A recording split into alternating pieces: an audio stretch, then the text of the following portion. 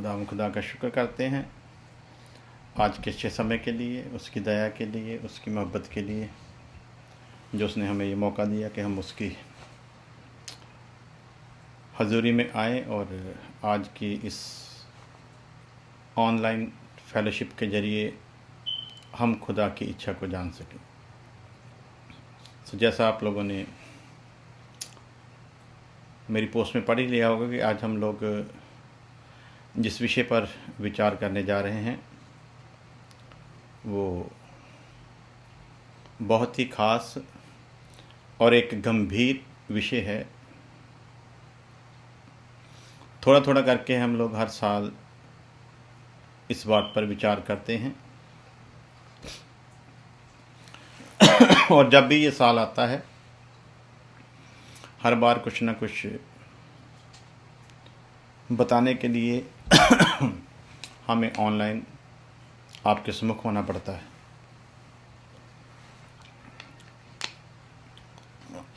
माफ़ी चाहता हूँ थोड़ा।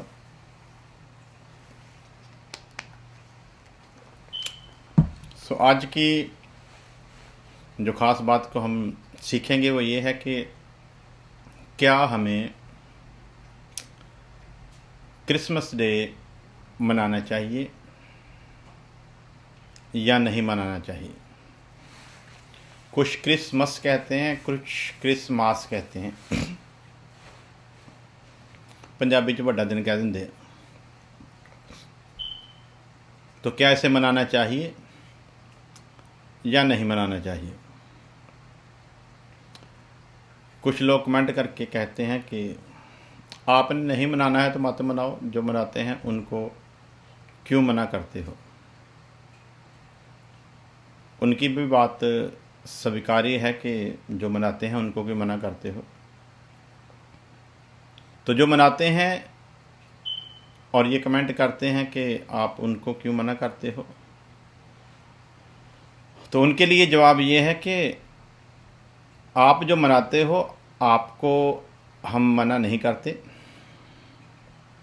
लेकिन आपकी नकल करके और भी लोग भटक ना जाएं, इसलिए हमें ऑनलाइन इस बात को लोगों के साथ शेयर करना पड़ता है। कुछ लोग कमेंट करके कहते हैं कि आप ऐसी बातें सोशल मीडिया पर क्यों शेयर करते हो, आपको ऐसी बातें सोशल मीडिया पर शेयर नहीं करनी चाहिए। तो उनके लिए जवाब है कि सोशल मीडिया पर इन बातों को शेयर करना इसे मजबूरी समझ लें, क्योंकि आप ही लोगों ने हमें मजबूर किया कि हम भी इस सोशल मीडिया का सहारा लें। क्योंकि जब आप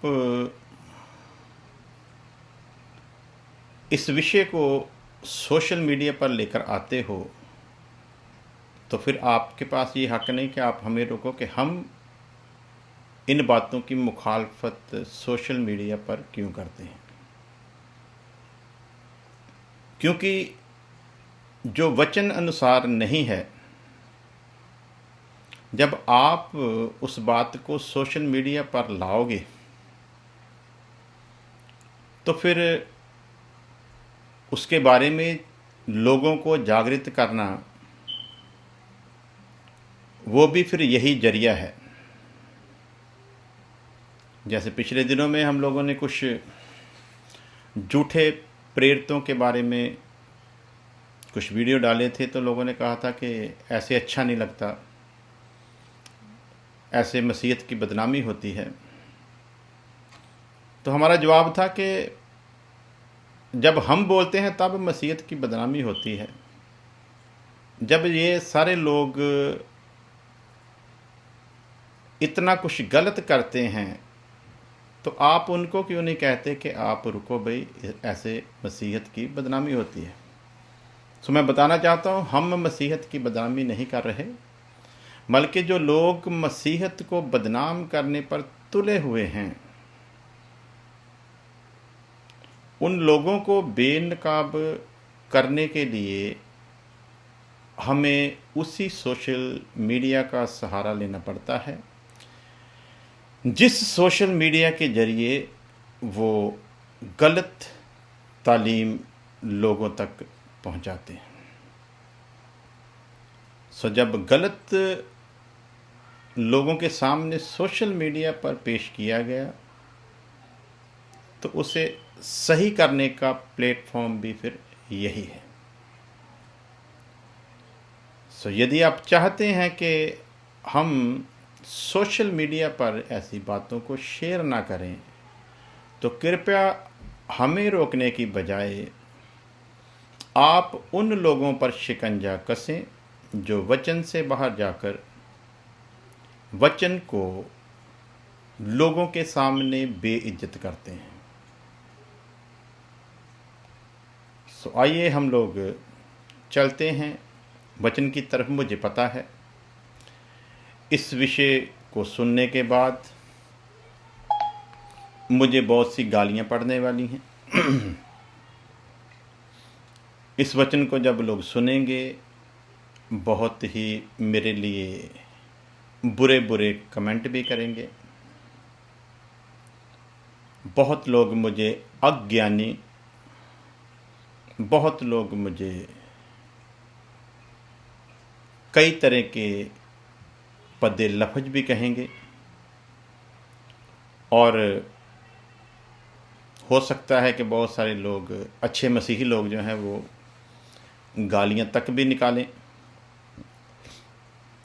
और बहुत सारे लोग मुझको मूर्ख भी कहेंगे। चलिए हम उनकी ये सारी जिल्लत को स्वीकार करने के लिए तैयार हैं।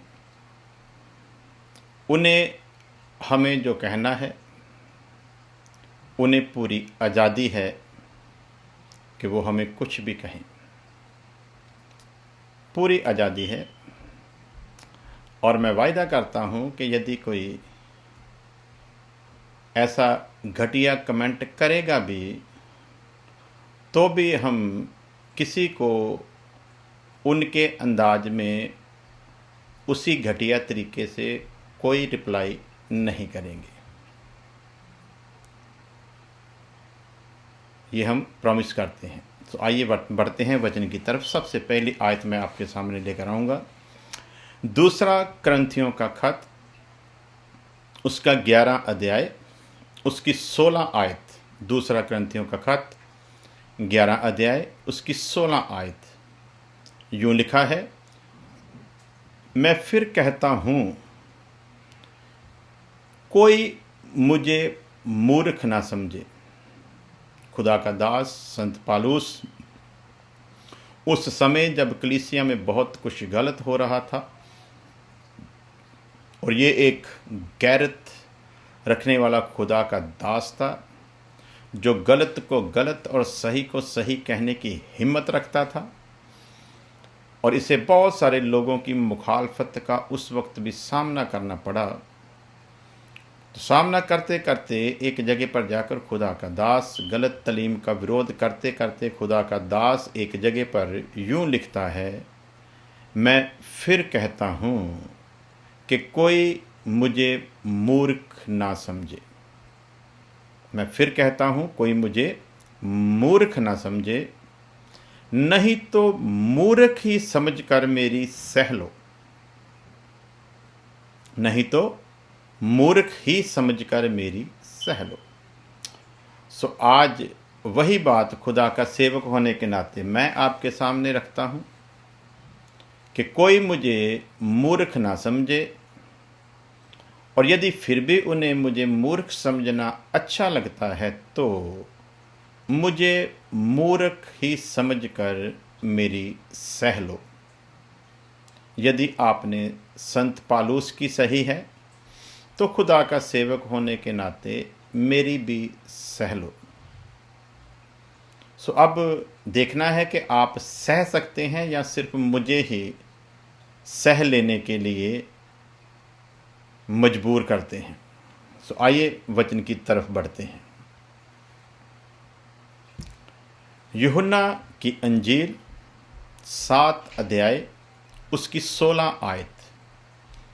पहले हम खुदा के पाकरू की इच्छा से एक ग्राउंड बना लें ताकि समझ सकें कि हमने समझना क्या है, और तकरीबन इस महीने के अंत तक हमारा ये सब्जेक्ट चलता रहेगा, क्योंकि लंबी बात है, बहुत ज़्यादा लंबी बात है। इसलिए थोड़ा थोड़ा करके सीखेंगे, क्योंकि यदि मैं 1-1.5 घंटे की वीडियो बनाकर डालूंगा तो फिर लोग इतनी लंबी सुनते नहीं। 25 या 30 मिनट का एक एक पार्ट लेकर आपके सामने रखूंगा। और जो सचमुच इस विषय को गंभीरता से सीखने का मन बनाए हुए है, मेरी मसीह यीशु में ये गारंटी है कि इसको सुनने के बाद उसकी बहुत सारी वो धारणाएं जो गलती से उसने बना रखी थी वो टूट जाएंगी। सो आइए देखते हैं यूहन्ना की अंजील 7 अध्याय 16 आयत। यीशु ने उन्हें उत्तर दिया कि मेरा उपदेश मेरा नहीं। यीशु ने उन्हें उत्तर दिया कि मेरा उपदेश मेरा नहीं, परंतु मेरे भेजने वाले का है। उसी तरह मैं अपनी बात आपके आगे रख रहा हूँ कि ये मेरा उपदेश मेरा नहीं, बल्कि खुदावंद खुदा ने पवित्र आत्मा के ज़रिए जो कुछ लिखकर मुझे दिया है, ये सारे का सारा उपदेश पवित्र आत्मा का है, ये मेरा नहीं। सो इसको सुनने के बाद यदि कोई मुझे गालियाँ देता है, यदि कोई मुझे मूर्ख कहता है, तो वो अपने दिमाग में इस बात को रख ले कि वो मुझे कुछ नहीं कह रहा और ऐसी बातों का मुझ पर कोई भी असर नहीं है।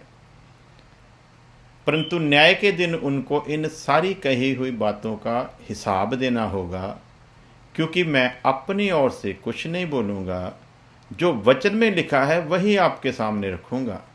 तो जब आप विरोध करोगे तो ध्यान रखना मेरा नहीं बल्कि पाक रूह का कर रहे हो। और यीशु मसीह ने कहा, मनुष्य के पुत्र के खिलाफ कोई बोले वो माफ़ किया जा सकता है, परंतु जो पवित्र आत्मा के खिलाफ बोलेगा, ना इस युग में ना आने वाले युग में माफ़ किया जाएगा। मैं फिर कहूँगा, जितनी भी गालियाँ देनी है जी भर के दे दीजिए, जितना भी बुरा भला कहना होगा कह दीजिएगा, परंतु विषय को जरूर सुनिएगा। बस इतनी बेनती है।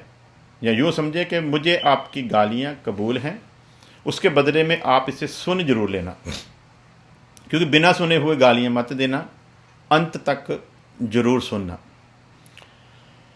यीशु मसीह जब कह रहा है कि मेरा उपदेश मेरा नहीं बल्कि मेरे भेजने वाले का है, जिस प्रभु यीशु मसीह के जन्मदिन को आज संसार में मनाया जा रहा है, वो प्रभु यीशु मसीह खुद भी जब बात करता है तो क्लियर कर देना चाहता है कि जो बात मैं कह रहा हूँ वो बात मेरी नहीं, मेरी भेजने वाले की है। और 17 आयत, यदि कोई उसकी इच्छा पर चलना चाहे, जिसका उपदेश वो दे रहा है, यदि कोई उसकी इच्छा पर चलना चाहे तो वह इस उपदेश के विषय में जान जाएगा। यदि तो कोई वास्तव में वाकया ही सच्चे मन से चाहता है कि ये गंभीर विषय, कोई कहता है मनाना चाहिए, कोई कहता है नहीं मनाना चाहिए, आखिर इसमें सच्चाई है क्या? क्या सचमुच मनाना चाहिए या नहीं मनाना चाहिए? यदि सचमुच कोई सच्चे दिल से इस बात की खोज में है और वो चाहता है कि इसका प्रकाशन मुझे मिल ही जाए, तो परमेश्वर का वचन वायदा करता है कि यदि कोई उसकी इच्छा पर चलना चाहे तो वह इस उपदेश के विषय में जान जाएगा। तो आज पहले तो ये आप निर्णय लें कि आपने मुझे गालियां देनी है, जाके सचमुच आपकी ये इच्छा है और आप इस बात पर पूरा पूरा ध्यान देकर चलना चाहते हैं, तो वचन में वायदा है कि वह इस उपदेश के विषय में जान जाएगा कि वह परमेश्वर की ओर से है या मैं अपनी ओर से कहता हूं। उस वक्त ये बात प्रभु यीशु मसीह कह रहा है। आज ये वचन पाकरू के वसीला से खुदावंद खुदा अपने सेवक के द्वारा आपके सामने रख रहा है। सो जैसे यीशु मसीह यदि कहता है कि ये मेरी ओर से नहीं बल्कि उसकी ओर से है, तो मैं भी ये कहूँगा कि ये मेरी ओर से नहीं बल्कि उसकी ओर से है, या मैं अपनी ओर से कहता हूँ। सीधी सीधी बात है। मैं फिर इस आयत को पूरा पढ़ दूँ एक बार। यदि कि उसकी इच्छा पर चलना चाहे तो वह इस उपदेश के विषय में जान जाएगा कि वह परमेश्वर की ओर से है या मैं अपनी ओर से कहता हूँ। उसी तरह यदि आप सचमुच उसकी इच्छा पर चलना चाहते हैं तो आप जान जाएंगे कि क्रिसमस या क्रिसमस, जब पंजाबी च कह दिए वड्डा दिन, क्या ये सचमुच उसकी ही ओर से है या इसमें किसी इंसान ने मिलावट कर दी है। परमेश्वर आप पर इस भेद को खोल देगा। 18 आयत, जो अपनी ओर से कुछ कहता है, यूहन्ना की अंजील 7 अध्याय 18 आयत, जो अपनी ओर से कुछ कहता है, यदि तो मैं अपनी ओर से कहूं तो आपने नहीं मानना, क्योंकि यदि मैं अपनी ओर से कहूंगा तो मैं अपने आप की बड़ाई करूंगा।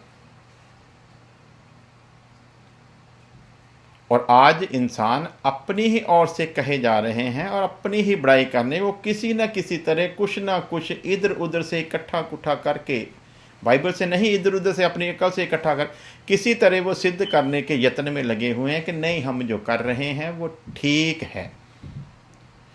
और वो इस यत्न में इसलिए लगे हुए हैं कि अब उनका अहंकार जो है वो उनके सामने आकर खड़ा हो गया है, क्योंकि वो इस पखंड का हिस्सा हैं।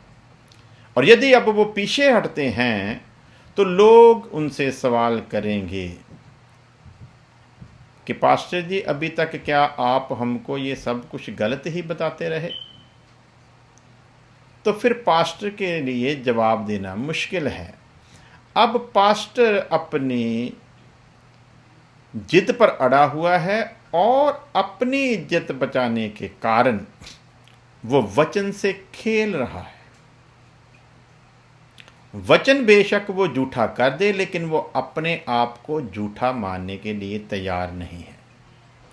तो वचन में लिखा, जो अपनी ओर से कुछ कहता है वह अपनी ही बड़ाई चाहता है, परंतु जो अपने भेजने वाले की बड़ाई चाहता है वही सच्चा है और उसमें अधर्म नहीं। सो एक सेवक की यही पहचान होनी चाहिए कि वो अपनी बढ़ाई के लिए कुछ नहीं करेगा। जो कुछ करेगा उसमें परमेश्वर की बढ़ाई हो, इसी पर उसका ध्यान होगा। आगे चलते हैं। यूहन्ना की अंजील 14 अध्याय उसकी 15 आयत। यूहन्ना की अंजील 14वां बाब उसकी 15 आयत। यदि तुम मुझसे प्रेम रखते हो तो मेरी आज्ञाओं को मानोगे। यदि मुझसे प्रेम रखते हो तो मेरी आज्ञाओं को मानोगे। तो मैं अपने प्रिय बंधुओं से, अपने उन ज्ञानवान, उन स्कॉलरों से, उन फिलोसफरों से, उन प्रेरितों से, उन बिशपों से, उन सारे ज्ञानवान लोगों से जिनकी नज़र में मैं तुच्छ और एक मूर्ख आदमी हूँ, मैं उनसे ये सवाल करना चाहता हूँ कि प्रभु यीशु मसीह कहते हैं, यदि तुम मुझसे प्रेम रखते तो मेरी आज्ञाओं को मानोगे। तो प्यारे बंधुओं, ज्ञानवानों, मुझे बताओ, आपको ये दिन मनाने के लिए प्रभु ने पूरी बाइबल में कहाँ आज्ञा दी है? तो जो ज़्यादा ज्ञानवान है वो इसके आगे एक सवाल और रख देते हैं, क्योंकि घमंडी और अविश्वासी की ये पहचान है जो विश्वासी के रूप में छुपा हुआ है। उसकी ये पहचान है कि वो हर बात का खंडन करेगा और अपनी बात को मनवाने का यत्न करेगा। इसलिए उनका अगला सवाल होता है, यदि प्रभु ने ये आज्ञा नहीं दी कि मनाना चाहिए, तो कहते हैं कि आप दिखाओ प्रभु ने ये भी आज्ञा कहाँ दी है कि नहीं मनाना चाहिए।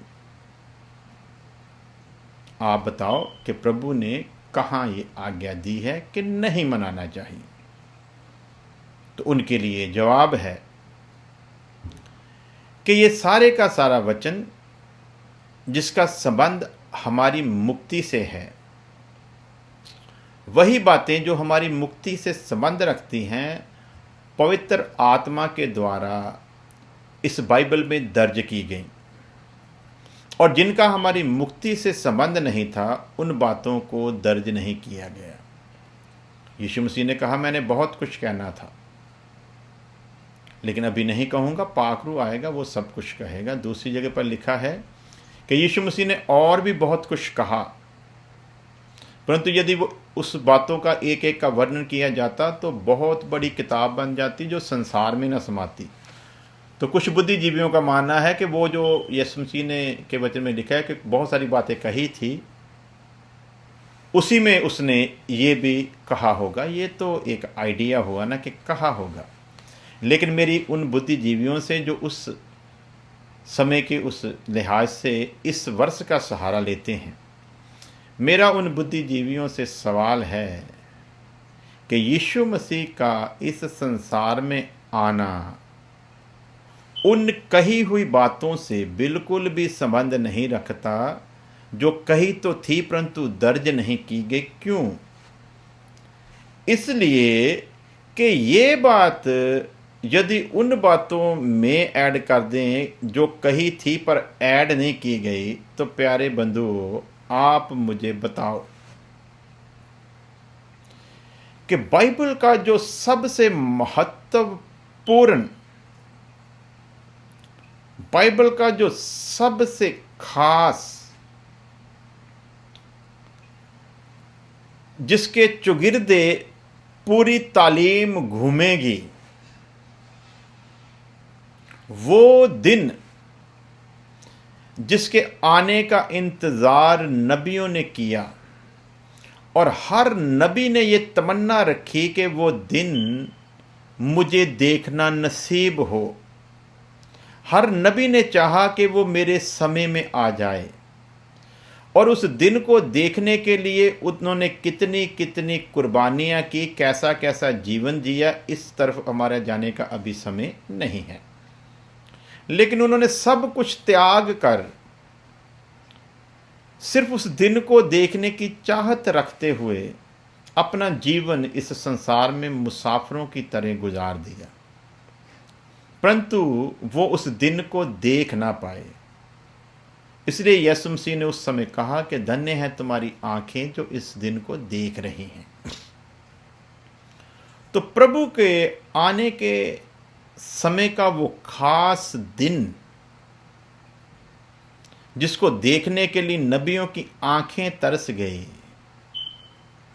प्यारे ज्ञानवानों, प्यारे बुद्धिजीवियों, मुझे बताओ, क्या इस बाइबल की सबसे महत्वपूर्ण बात को हम उस आयत में छिपा कर रख दें कि बहुत सारी बातें यीशु मसीह ने कही जो दर्ज नहीं की गई, उनमें ये भी एक बात होगी। और यदि आप इस बात को उन कही हुई बातों में जो दर्ज नहीं की गई जोड़ते हैं, तो फिर मुझे आप पर तरस आ रहा है कि आप इतने ज्ञानवान हो, फिर भी आपकी बुद्धि में ये बात क्यों फिट नहीं बैठ रही कि इस बात का उन कही हुई बातों को जिनको दर्ज नहीं किया गया, उनसे इन बातों का कोई संबंध नहीं है। दूसरी बात आ जाती कि प्रभु ने कहा कि मैंने बहुत सारी बातें करनी थी, परंतु अभी तुम समझ नहीं पाओगे। उसके बारे में आगे चलकर हम लोग सीखते हैं, पर उससे पहले मैं चाहूँगा कि इस वर्ष को पहले हम पढ़ लें 14 की 15 यूहन्ना की अंजील। यदि तुम मुझसे प्रेम रखते तो मेरी आज्ञाओं को मानोगे। तो मेरा सवाल है कि जिस दिन को आप इतने चाव से मनाते, इतना खर्च भी करते हो, इस दिन को मनाने की प्रभु ने पूरी बाइबल में कहाँ पर आज्ञा दी है? और आपका सवाल कि नहीं मनाने की भी आज्ञा नहीं दी, तो उसका जवाब है कि मुक्ति के संबंध में जो कुछ ज़रूरी था वो लिख दिया। जिसका हमारी मुक्ति से कुछ लेना देना नहीं था उसको नहीं लिखा गया।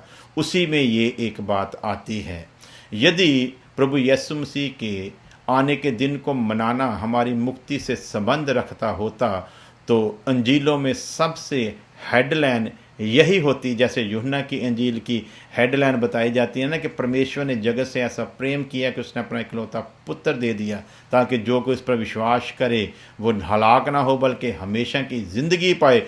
उसी तरह ये भी हेडलाइन बनकर खास वर्षों में आती, परंतु नहीं आई।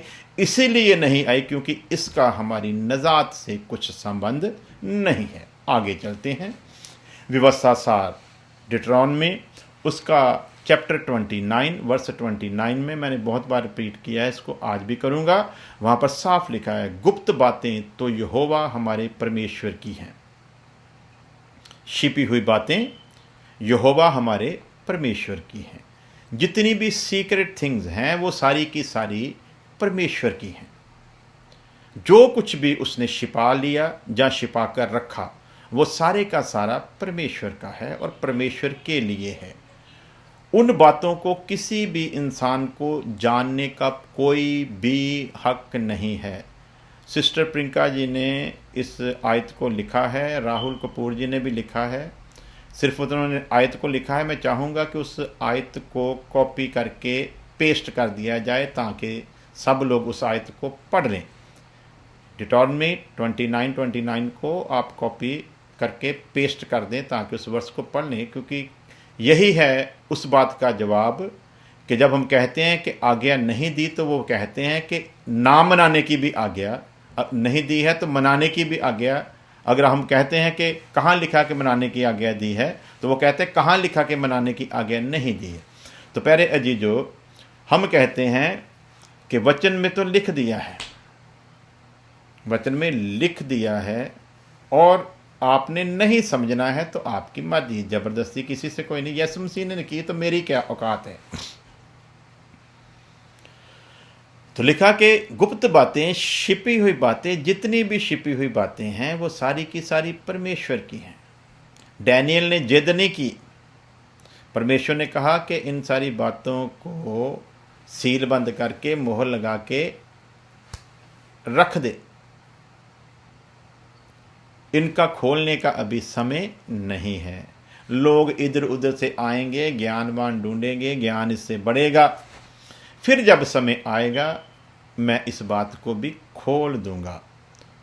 तो परमेश्वर ने अपने इच्छा के अनुसार उस बात को बंद रखा, और जो समय उसने ठहराया था उसी समय पर आकर फिर उसने उस बात को खोला। अब यदि छिपाया यीशु मसीह के आने के दिन को, तो फिर वचन में जरूर उसका वेरवा मिलना चाहिए कि छिपाया भी था और फिर खोल भी दिया। लेकिन वचन में छिपा हुआ तो मिलता है क्योंकि कहीं नजर नहीं आता, परंतु फिर खोला गया है वचन में, ऐसा भी कहीं नहीं मिलता। तो गुप्त बातें, छिपी हुई बातें जिन्हें उसने जाहिर नहीं किया, उसके पीछे का कोई एक कारण है जिसके कारण उसने जाहिर नहीं किया। आपकी और मेरी क्या औकात है कि जिस बात को परमेश्वर ने छिपाकर रखा हो हम उसे खोलें, जिस बात को परमेश्वर ने ना चाहा हो उसे लोगों को मनाने के लिए प्रेरित करें। हमारी क्या औकात है। लेकिन हम वचन और परमेश्वर के विरुद्ध जाकर ये काम कर रहे हैं और फिर भी अपने आप को सच्चा ठहराने के लिए, जो मेरे जैसे जागरूक करने के लिए हैं, उनको भी आप बड़ी ही सरलता से मूर्ख करार दे देते हो। बड़ी ही सरलता से हमारे जैसे आदमी को एंटी क्राइस्ट भी कह देते हो। बड़ी सरलता से कह देते हो कि ये शैतान है, क्योंकि शैतान को जलन है कि यीशु मसीह का जन्मदिन ना मनाया जाए। शैतान को खुशी है कि आप यीशु मसीह का जन्मदिन मनाएं, क्योंकि उसकी कामना पूरी होती है। शैतान को कोई जलन नहीं, वो तो चाहता है कि आप इसमें बिजी रहें, आप इसी में मगन रहें, इसी को आप सब कुछ समझें और मुक्ति को प्राप्त ना हो। वो तो चाहता है, लेकिन परमेश्वर नहीं चाहता कि आप इन बातों में उलझ कर मुक्ति से भटक जाएं। तो आपको तो अभी परमेश्वर और शैतान की सोच का फर्क करने का भी ज्ञान नहीं है, और आप बड़ी सरलता से दूसरे को मूर्ख बता देते हो। गुप्त बातें हमारे परमेश्वर यहोवा के वश में है। तो यीशु मसीह के आने का दिन परमेश्वर ने अपने वश में रखा, परंतु जो लिखा प्रगट की गई वो सदा के लिए हमारी और हमारी संतान के लिए है, ताकि हम उसे पूरा करें। तो इतने हुक्म जो प्रभु यीशु मसीह ने हमें दिए पूरा करने के लिए, इस दिन को मनाने वालों से मेरा सवाल है, क्या आप उन हुक्मों को पूरा कर रहे हो जिनको पूरा करने के लिए उसने लिख कर दिया? आपसे वो हुक्म तो पूरे हो नहीं रहे जो उसने लिख कर दिए, जाहिर कर दिए, लेकिन आप उस बात को बहुत बड़े पैमाने पर करने के लिए हमेशा फिक्रमंद रहते हो, जिस बात को करने का उसने कहा ही नहीं। जो कहा वो होता नहीं, और जो छिपाकर रखा, जिस बात को अपने वश में रखा, उसके लिए पेट में पीड़ा रहती है कि हम इसे कर दें। इसलिए समझें, जो प्रगट की हैं वो इसलिए की कि हम और हमारी औलाद और आने वाली औलाद उसे पूरा करें। लेकिन जो छिपा कर रखी वो उसने अपने वश में रखी। एक दिन आएगा, उसने एक दिन ठहराया है, जिस दिन वो अपनी दुल्हन पर इस बात को जाहिर करेगा कि मैंने अपने जन्मदिन को, अपने आने के दिन को, अपने उस इस्राएल में प्रगट होने के दिन को क्यों छिपा कर रखा। लेकिन हम इतने बेसब्रे हैं कि हमें उस दिन की इंतज़ार नहीं होती। हमें तो मनाना है, क्योंकि हम अन्य जातियों से आए हुए लोग हैं। हमें तो मनाना है, क्योंकि हम त्योहारों के गुलाम हैं शुरू से। त्योहारों के बिना हमसे रहा नहीं जाता, क्योंकि त्योहारों में, त्योहारों के बहाने पर जो कुछ किया जाता है उस चीज़ के हम गुलाम हैं, और उसे किए बिना हम रह नहीं सकते। इसलिए हमारे लिए वो करना ज़रूरी बन गया है। इसलिए हमें भी गैर मसीहियों की तरह एक त्यौहार चाहिए, और फिर उस चाव को पूरा करने के लिए इससे बड़ा बहाना हमारे पास कुछ नहीं है। कहते जी उस वक्त भी तो खुशी मनाई गई थी, लूका की अंजील आप पढ़ो तो हम कौन से अंधे हैं। या हम कौन से पहली बार बाइबल पढ़ रहे हैं, लगभग 30 साल हो गए हैं प्रचार करते हुए, तो क्या आपको ये नहीं लगता कि हमने भी तो लूका की अंजील को पढ़ा होगा? जिन वर्षों को आप रख रहे हो हमने भी तो पढ़ा होगा ना। हमें भी तो पता है ना कि खुशी मनाई गई थी, लेकिन वो किस प्रकार की खुशी और क्यों मनाई गई थी, सवाल ये है। और यदि वो खुशी जो थी वो कंटिन्यू चलनी थी, तो फिर आगे चल कर क्यों नहीं मनाई? वो एक बार ही मनाकर बंद क्यों कर दिया गया? बार बार क्यों नहीं मनाया गया? इसका मतलब परमेश्वर ने उसे छिपा लिया। जिसको परमेश्वर ने छिपाया, हम उसे करने के लिए दिन रात मछली की तरह तड़प रहे हैं कि नहीं तो हमें तो मनाना ही है जी, हम तो त्योहारों के बिना रह नहीं सकते। आज शोभा यात्राएं निकल रही हैं गैर कौमों की तर्ज पर।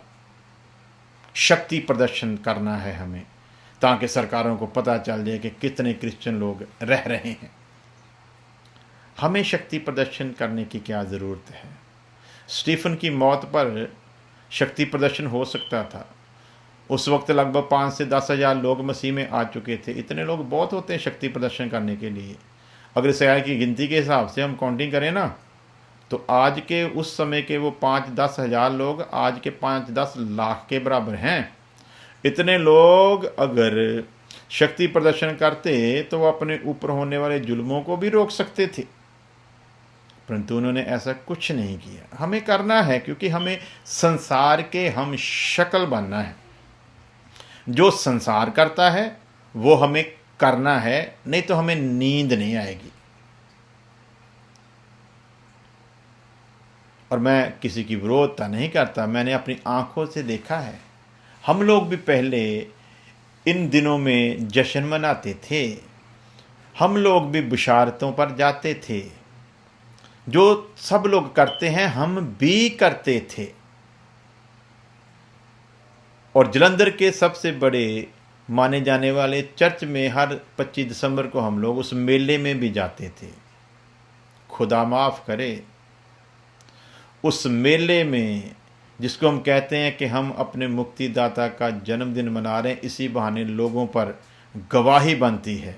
उस मेले में जो बदमस्तियाँ होती थी, उस मेले में जो बहनों के साथ छेड़खानियाँ होती थी, उस मेले में जो शराबें पीकर उल जलूल हरकतें होती थी, उस मेले में जो शराबी पुर जिनके पांव जमीन पर नहीं टिकते थे और कैसे गिरते गिराते वो बिशप की अंगूठी को चूमने जाते थे। यदि लोगों तक प्रभु यीशु मसीह की इस खुशखबरी को पहुंचाने का ये तरीका है, तो फिर हमें बड़े ही शर्म से ये कहना पड़ेगा कि ये तरीका बहुत गलत है, बहुत ही गलत है।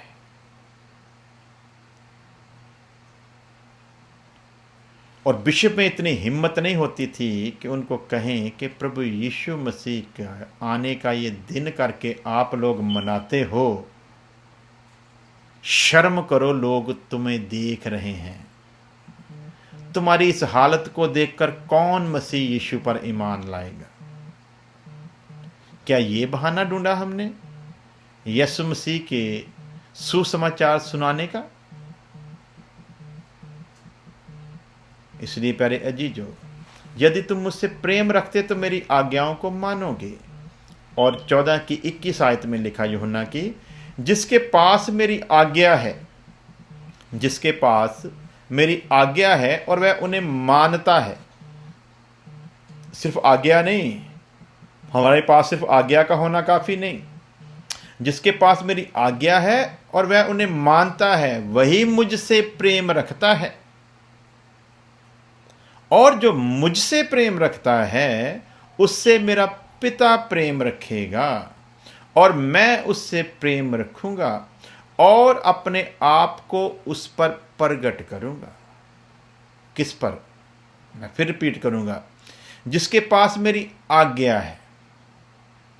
तो क्या उस आज्ञा में जो हम ये पाखंड कर रहे हैं, क्या उस आज्ञा में वो शामिल है? तो जब उस आज्ञा में वो शामिल नहीं, तो क्या प्रभु हम पर अपने आप को प्रगट करेगा?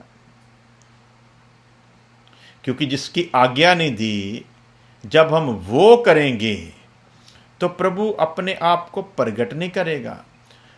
प्रगट नहीं कर रहा, इसीलिए तो वचन का सही प्रकाशन नहीं मिल रहा, क्योंकि आज्ञा को मान नहीं रहे, आज्ञा के विपरीत, आज्ञा के उल्ट जा रहे हैं। मानेंगे तो वो प्रगट करेगा, नहीं मानेंगे तो सजा देगा। फिर रिपीट करना चाहूंगा, नदाब अबीहू ने बात को नहीं माना, नदाब अबीहू ने बात को नहीं माना, आज्ञा को नहीं माना, जो आज्ञा दी थी उसे अपने पास नहीं रखा, आज्ञा के उल्ट काम करने की कोशिश की। दिल में तमन्ना बुरी नहीं थी, मन में सोचा होगा कि जो सुगंधियां परमेश्वर ने बताई हैं उससे और अच्छी सुगंधियां लेकर जाते ताकि परमेश्वर और खुश हो, ऐसा मन में, क्योंकि जो बताई गई थी उससे कम सुगंधियां लेकर नहीं वो जाएंगे। लिखा नहीं है वचन में, लेकिन समझे बुद्धि खुदा ने दी है।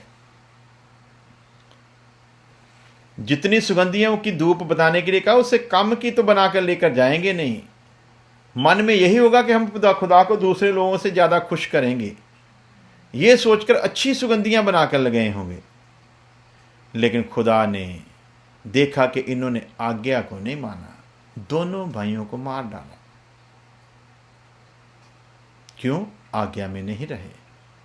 जो आज्ञा दी वो नहीं किया, जो आज्ञा नहीं दी वो किया। ऐसा ना हो हमारे साथ भी ऐसा ही होने वाला हो। दूसरी एग्जाम्पल,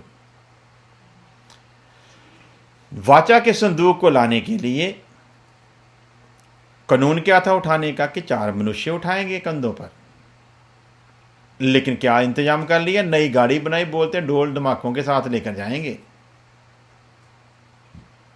हुक्म के अनुसार नहीं लेकर गए। आखिरकार एक समय आया, वाचा का संदूक गिरने लगा और झट से उसे रोका गया। रोकने वाले पर परमेश्वर का क्रोध आ पड़ा, उसी जगह मार डाला। क्यों?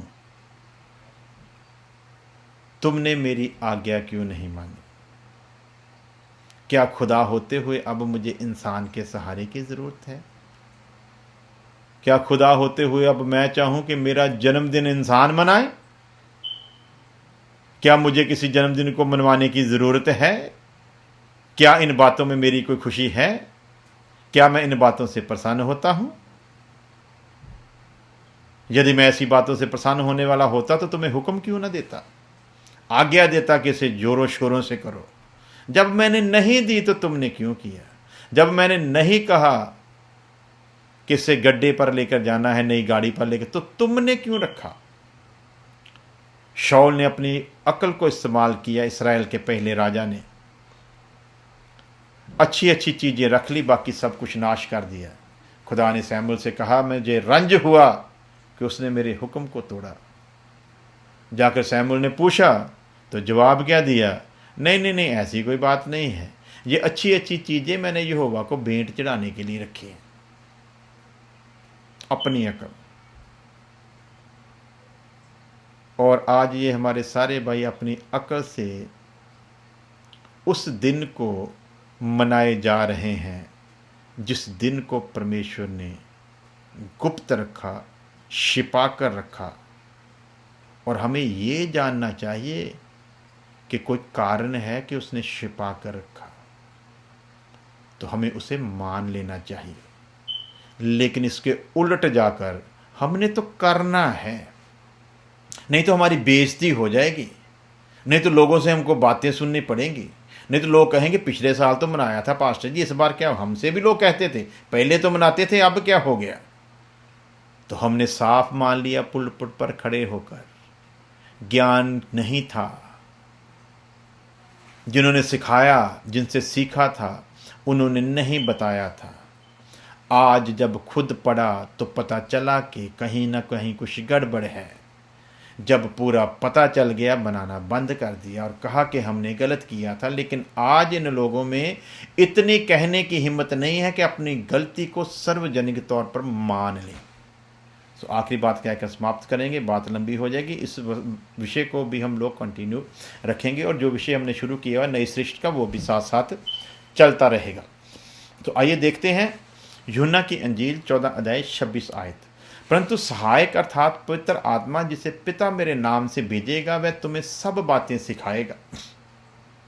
मान लेते हैं कि प्रभु यीशु ने ये बात नहीं कही, 3.5 साल की सेवकाई थी, समय नहीं मिला होगा, जन लोगों ने उलझा ही इतना दिया था कि कहने का ख्याल या ध्यान नहीं रहा और प्रभु यीशु मसीह संसार से अपने काम को पूरा करके चले गए। लेकिन वायदा करके गए, मैं तुम्हें अनाथ नहीं छोड़ूंगा, मैं फिर आऊंगा और पाकरू के रूप में वो फिर आता है। और जो प्रभु यीशु मसीह पाकरू के रूप में फिर आता है और हमें अनाथ छोड़ने के लिए उसने कहा था कि मैं वायदा करता हूं कि तुम्हें अनाथ नहीं छोड़ूंगा, वो प्रभु यीशु मसीह इस जमीन पर रहते हुए ये वायदा, ये प्रॉमिस कर रहा है। परंतु सहायक अर्थात पवित्र आत्मा जिसे पिता मेरे नाम से भेजेगा वह तुम्हें सब बातें सिखाएगा। तो मान लेते हैं कि प्रभु यीशु मसीह के पास समय की कमी होगी, मूर्खों की तरह बात कर लेते हैं, मान लेते हैं थोड़ी देर के, मान लो मुल्तान, लेकिन हम लोग सवाल निकालते हुए बोलते थे ना, मान लो मुल्तान 100 रुपया ना, तो उसी हिसाब से इसको मान लेते हैं। मान लेते हैं कि समय की कमी के अभाव से यीशु मसीह कहने से उनके पास समय नहीं था, वो नहीं कह पाए कि तुम मेरे इस आने के दिन को मनाना। लेकिन पाकरू तो 2000 साल से है। तो जब पाकरू आया तो पाकरू को तो सबसे पहला और महत्वपूर्ण जो काम है, जो महत्वपूर्ण आज्ञा है, वो यही पेश करनी चाहिए थी, क्योंकि यीशु मसीह ने आगे चलकर कहा वो मेरी ही बातों से लेकर तुम्हें सिखाएगा, अपनी ओर से कुछ नहीं कहेगा। तो अब जब पाकरू आया तो पाकरू को तो सबसे पहले आते ही ये बात कह देनी चाहिए थी। जैसे ही पतरस ने प्रचार शुरू किया पाकरू से भरपूर होकर, तो पतरस के मुंह से निकलना चाहिए था, भाइयों प्रभु यीशु मसीह जाते जाते ये नहीं कह पाए थे, अब पाकरू आया है तो बात प्रकट हो गई है कि वो जो हमारे लिए आया था उसका दिन मनाना हमारे लिए बहुत ही अवश्य है, बहुत ही अवश्य है। परंतु ऐसा कुछ भी नहीं कहा गया। शागिर्दों की ओर से ऐसी कोई आज्ञा कलीसिया को नहीं दी गई। एक भाई ने कल और कमेंट किया, कहता ये उस वक्त सतावट का समय था, तो सतावट के समय में उन बेचारों के पास सेलिब्रेट करने का कहां समय था, इसलिए उन्होंने नहीं मनाया। मैंने कहा ना कि जो इस चीज के गुलाम हो चुके हैं ना, उन्होंने कोई ना कोई कहीं ना कहीं से बात निकाल कर लानी है। तो भाइयों मेरा आगे से जवाब है, वो लोग स्तुति गान करते थे कि नहीं करते थे? करते थे।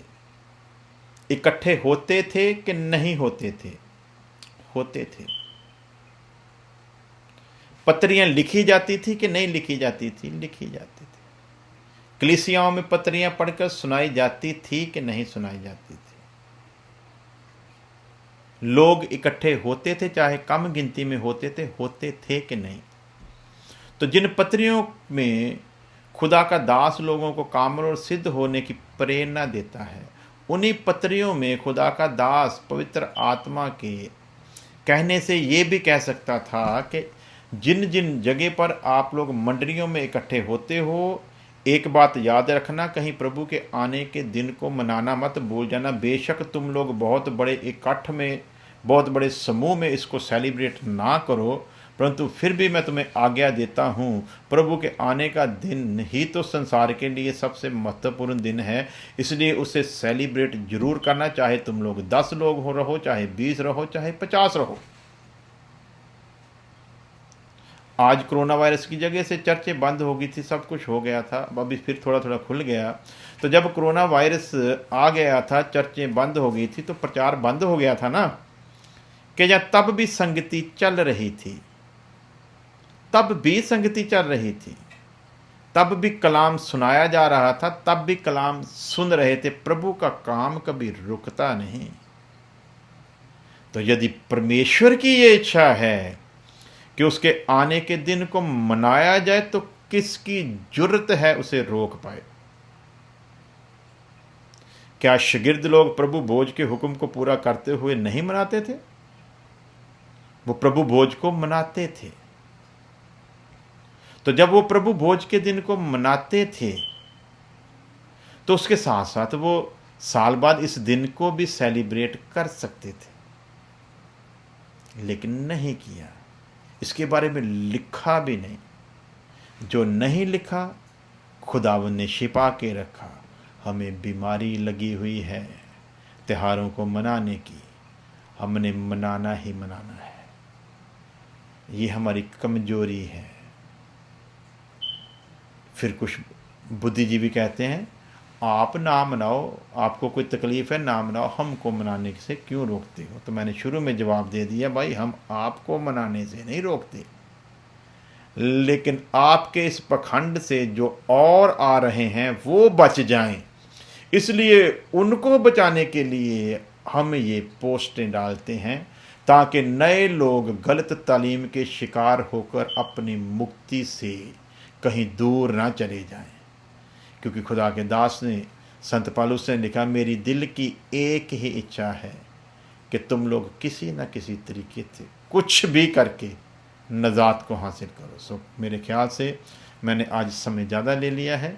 खुदा आप सबके साथ हो, खुदा आपको बहुत बरकत दे। ध्यान रखना, ये विषय भी शुरू किया है कि क्या क्रिसमस मनाना चाहिए या नहीं मनाना चाहिए। इसको काफ़ी दिनों तक हम लोग थोड़ा थोड़ा करके सीखते रहेंगे। अवश्य साथ जुड़ें और इसे पूरी बारीकी से सुन लें। मानना होगा तो वचन के अनुसार लगे कि ठीक है तो मान लेना, नहीं लगेगा तो छोड़ देना, परंतु सुनना। और हमारी कोशिश क्या है, सच्चाई को सुनकर जो हम लोगों के सामने रखते हैं, उसे सुनकर 10,000 लोग मेरे खिलाफ हों, उसकी मुझे चिंता नहीं। लेकिन यदि इस सत्य पर एक भी चल पड़ा, वो 10,000 से कहीं ज़्यादा बहुमूल्य है। तो हमें वो एक बहुत ही कीमती है। उन 10,000 लोगों से जो विरोध में हैं, और वो एक जो हक में है, वो हमारे लिए 10,000 नहीं बल्कि 10 लाख से भी उत्तम है। सो खुदा आप सबको बहुत बहुत आशीष दे। आइए छोटी प्रार्थना के साथ समाप्ति करते हैं। पहले खुदा तेरा धन्यवाद देते हैं तेरे आज के वचनों के लिए। खुदावंद, सचमुच ये बहुत ही एक ख़ास और गहरा विषय है, और इंसान होते हुए हम समझते हैं कि इसे इंसानी बुद्धि और समझ से समझना भी इंसान के लिए मुश्किल है। यदि तू ना समझाए पिता, तो कोई समझ नहीं सकता। इसलिए सुनने वालों की बुद्धि को तू पूरी तरह पिता खोल दे, ताकि इस भेद को समझ सकें और इस पखंड से बच सकें।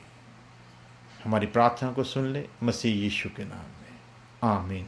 अब हमारे खुदा यीशु मसीह का फजल, खुदा बाप की मोहब्बत, पाकरों की संगत अब से लेकर हमेशा तक उसके तमाम लोगों के साथ बनी रहे, आमीन आमीन। खुदा आप सबके साथ हो।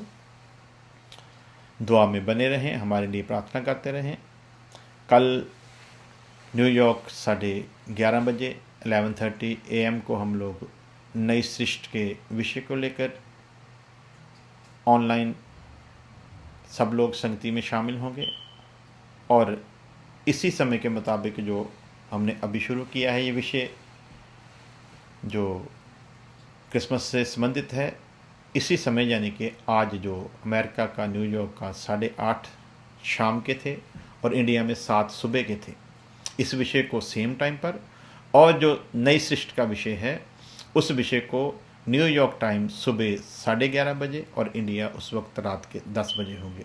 तब तक के लिए दुआ में बने रहिए। खुदा आप सबको बहुत आशीष दे। सबको मेरी ओर से जय मसीह की।